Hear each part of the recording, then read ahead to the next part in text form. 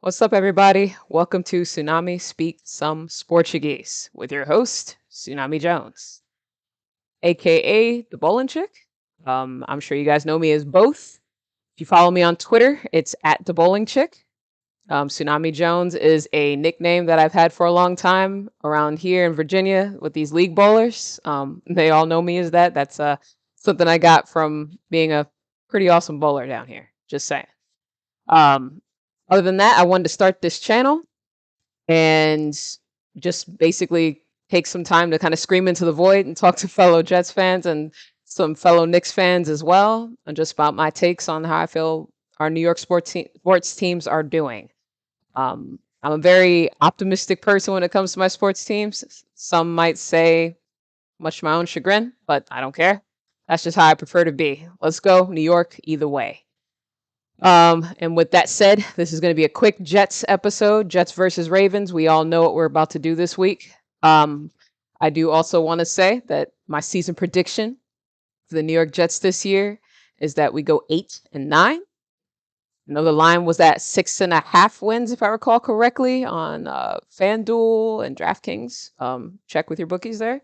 But I think we're going to win at least 8 games this year. We're going to need a little bit of luck, but I think we're a hell of a lot better team than we were last year and the years prior. I am extremely pumped for this season. I cannot wait. When we're going to find out what's going to happen starting tomorrow. That said, a few reasons that I'm excited about this season was the free agency class that we brought in. I mean, we brought in Laken Tomlinson, Tyler Conklin, CJ Uzama, Jordan Whitehead, BJ Reed, Jake Martin, Solomon Thomas, Quan Alexander was such a clutch signing, and Greg Zuerlein. So we're better at the kicker position. We're better definitely at the defensive line. I mean, look at all those guys that we've brought in. And there are a few smaller signings that I didn't mention, but they're all important signings. I love our tight end group right now. It's so exciting having Conklin and CJ Uzama, considering we had Tyler Croft last year and Ryan Griffin. Just saying. Very big difference there.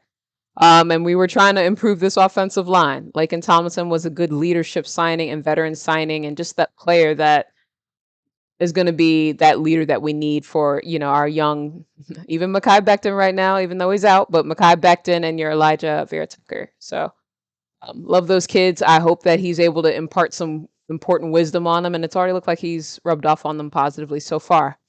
And of course, the biggest reason I'm excited, look at our draft class.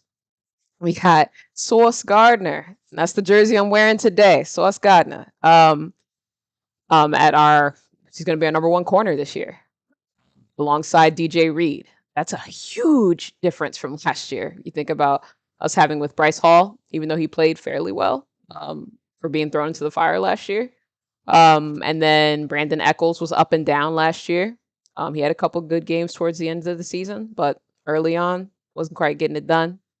So big difference in the corner class there. We also got Garrett Wilson. Our wide receiving core looks awesome right now.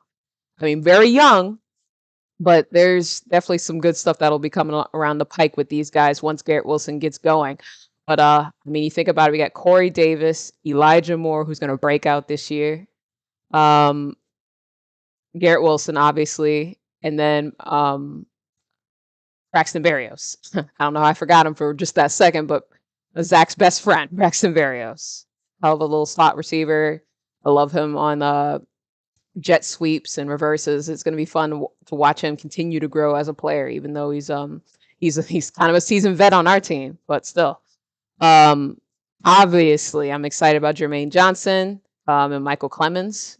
Adding that to our defensive line and our pass rush. Yo. And then the steal in which we got Jermaine Johnson at, I believe it was the 26th pick in the draft. Not bad. No one thought we were going to do that in the first round, especially me. Breece Hall, the Beast Hall. I'm hyped. Let's go. One of the best running backs in the draft this past year. I think he's going to have a hell of a season alongside Michael Carter. It's a hell of a running back room. And I believe we just recently re-signed Zonovan Bam Knight to the team. So I know he might be a practice squad guy, but I think he's going to get some snaps later on this year. And not to forget Jeremy Ruckert, the hometown kid, he was great for Ohio State. I think he's going to be great for us, and we can bring him along slowly with those other tight ends in the room alongside him. And last but not least, Max Mitchell. Got to talk about the kid. Got a lot of pressure on him tomorrow, but he's surrounded by some good vets there, and I think we'll be able to, kind of baptize him by fire. But I still think he'll be good, and I'm glad the Ravens are the team that we're doing week 1 for him to kind of get his feet wet with. So those are some of the reasons I'm excited for this season, and just overall good vibes from our front office and our coaching staff. For the most part, they've been in lockstep between Joe Douglas and Robert Saleh. I've been very impressed and just happy to just see that synergy between the two. Can't say we've seen that recently prior to that regime coming in. Obviously, the proof will be in the pudding, and we'll see what they're able to provide once we get these games started. But I just feel good just seeing them and being in that lockstep. I mean, that's something that's essential to good teams. I mean, if you think about it. So I'm excited to see what happens there. As far as the game goes this week, the injury report as of today, Saturday, September 10th, we have Zach Wilson, Dwayne Brown that are out for tomorrow's game. No big surprise there. Unfortunately, with Dwayne Brown, it was a bit of a surprise, but once we heard on Thursday, it was pretty obvious he wasn't going to play. So those are ruled out on our side. Ronnie Stanley and Travis Jones are out for the Ravens. So they've been ruled out completely. We don't have to worry about them playing.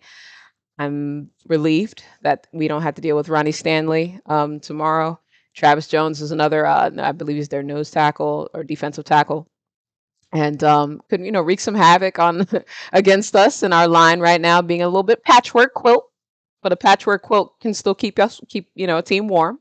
Keep a person warm. So I'm good with that patchwork quilt as long as it serves its function, if you know what I mean. Questionable. We have DJ Reed and George Fant that have been marked as questionable, but it was reported on Friday, and I believe today as well, that they're still expected to play. I believe they were limited on Thursday and Friday as well. But I mean, I even heard from DJ Reed's lips, like, I'll play. So looking forward to seeing him come out there for game 1. And then for the Ravens, Marcus Peters and J.K. Dobbins are still ruled questionable. And it looks like the Ravens are going to wait up until tomorrow to let us know. So they may play, they may not. We all know what questionable means. It's like, what's damn near day to day, but a little bit different than that. So depends on the player. Marcus Peters is coming off of a season-ending injury last year. And so is J.K. Dobbins for that matter. So I have no idea. If they don't play, I think that'd be a little more helpful for the Jets. I would like to have a easier matchup, of course, but either way, we got to play who's in front of us. So, not too worried about that. Some keys to beating the Ravens tomorrow. Big key. And of course, this is an any game situation. You want to stop the run. If we can stop the run, we're automatically a better team than we were last year. That was a problem for us. Those big explosive run plays specifically, and stopping the run when it comes to, or not even just the run, but on the screen passes. We were getting killed last year from the simple screen. So if we can defend the simple screen, that's going to put us in a better position. We all know that Lamar Jackson likes to throw to the tight end. Mark Andrews, he's a beast. He's a hell of a tight end. If we can keep him contained, that would be a major key for us. And losses that the Ravens still had, Lamar Jackson, I looked at those losses. There were 4 to start the season, if I recall correctly, up until when Lamar Jackson got hurt. I wanted to look at that sample size because the game changed quite a bit once they had Lamar Huntley in there, even though he was serviceable. Everything kind of is different when you have it, when you're trying to contend for, Super Bowl. When you lose your main quarterback, things kind of change and shift. That's just my opinion. So with that said, in the losses that they had with Lamar Jackson, Mark Andrew averaged 45 yards. So my key is we would need to keep him under 45 yards. That would be a test for our tight ends. For our defense, because last year we were not good in defending tight ends. Multiple games. I don't even want to. The first one that comes to mind is that Eagles game last year. So I don't. So we want to make sure we stop that. If Mark Andrews goes off, that's going to be a big problem for us. So those are my two. Stop the run. Lamar Jackson averaged 64 yards rushing per game. So we can keep him under, let's say, 50. That's the number I kind of have in my mind. I think that's another key for the Jets winning the game. And lastly, we need to use our passing attack. We have a hell of an offense right now. We have that wide receiving core that I mentioned: Corey Davis, Elijah Moore, Braxton Berrios, Garrett Wilson, and yes, Denzel Mims, that cat right there. That's a great wide receiving core. And then we have those great tight ends that I already mentioned. Conklin, who was, you could see, it was instrumental in training camp, that he was, a loved target by both quarterbacks, by Zach as well as Joe Flacco. So I think he's going to go big tomorrow. But anyway, so that said, though, I think that we need to make sure we pass the ball. Let's pass more than we run. I know we're going to be a run first team. That's kind of what we want to do with that Shanahan offense, but I think we should focus more on passing. Last year, the Ravens had the 32nd passing defense in the NFL, which is shocking, but it's true, that we weren't the worst passing defense in the NFL last year. What killed us was the run. We were the 26th, if I recall correctly. Correct me if I'm wrong. Totally fine with that. But they did have the best rushing defense. So Ravens kind of evened it out that way. But so we need to focus on passing. If we can protect Joe Flacco, we can do some damage against them. Just saying. We'll see. So that's a big key. And I mean, there are X factors to consider. You guys may laugh, but Joe Flacco played against this team. Well, not just played against this team, he played for this team for many years. He's very well acquainted with that team. He's acquainted with that defense. So that's something to definitely keep up. And just the revenge game aspect. I mean, people poo-poo it, but it's actually a thing, to play against a team that dropped you, that said, we like Lamar Jackson more. That doesn't mean they made the wrong decision, but the team made the decision to go against him. So, I mean, I think it's human nature to want to beat that behind when you go against them. So that's just me. So the revenge factor, they do have a new defensive coordinator that they have. I believe it's Mike McDonald. I believe that's his name. So over the years, they've had Wink Martindale, and he has a really blitz-heavy defense. So the question is, are they going to, what kind of defense are we going to see? That is that's why I consider it an X factor for us, because we don't know. My best guess is they're probably going to employ something similar to what Wink was doing. I don't think they want to make wholesale changes. I believe Mike McDonald was the linebackers coach for the Ravens for a long time, under Wink Martindale as well, before he went and was the head coach, I believe, of defensive coordinator, for a college team last year. So just keep that in mind. So he probably is going to be similar in style, but maybe not the exact same style. So that's just something to consider.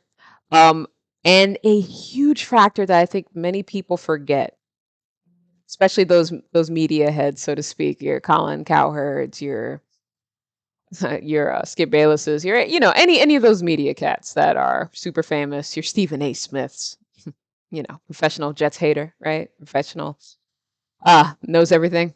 But anyway, week 1 in the NFL, any given Sunday, there is always a surprise. That doesn't necessarily mean the team is going to be, when you have a surprise, that doesn't mean that the team that does the upset is going to be good. It just means that they shock somebody. The Jets could be that team. Just to go off of what happened last year, the Steelers beat the Bills week 1. I remember that game, and I'm sure the rest of you do too. Nobody thought the Steelers were going to do anything. We saw how badly Big Ben had played the year prior to that. He wasn't the same guy, but he had a solid week 1. Najee Harris played really well, and they ended up beating the Bills and shocking everyone. Probably the biggest upset was when the Saints beat the Packers. People kind of forget that now, but they beat them thoroughly. people were talking, there was, those overreactions and stuff like that via the media, like Aaron Rodgers is washed. Didn't look too washed as the rest of the season went on, playoffs aside. But the week one, it looked terrible. Dolphins beat the Patriots. Was still a shock to most folks. Now, some of us in division knew that could happen. Brian Flores was a pretty solid coach. Knew the Patriots, excuse me, very well, being the former defensive coordinator, knew Bill really well, all that good stuff. But still an upset. Raiders beat the Ravens.